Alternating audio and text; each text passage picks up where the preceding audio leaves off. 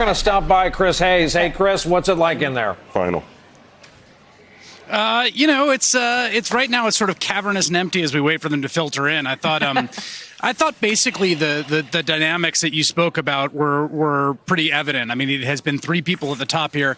I think there's a sort of interesting theory of the case that revolves around Pete Buttigieg, and also I think to a certain extent Amy Klobuchar, which is the idea that there is some vacuum and demand for a kind of non-Biden alternative to Warren and Sanders. And I think that's driven a lot of the thinking about the race. I think it's driving the way that people think about where they fit.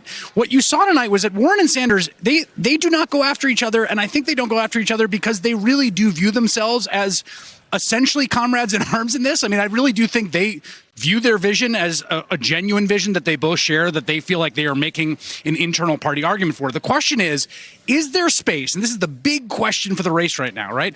Is there space for someone who isn't Joe Biden to be in there, right? Is there a thirst or a demand or enough folks there? We saw that debate where Warren and Sanders went to town on the John Delaney's and the Steve Bullocks.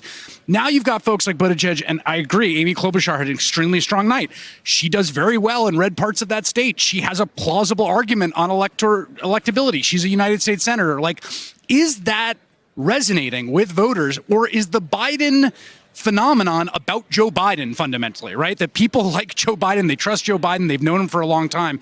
That to me underlies all of the exchanges we saw tonight, both the attacks that came at Warren, the fact that Sanders didn't, and the fact that Joe Biden is content to pass the microphone. It's really remarkable, but I think he understands and his staff understands correctly that, like, debate performances are not what are driving voters to Joe Biden. Mm-hmm.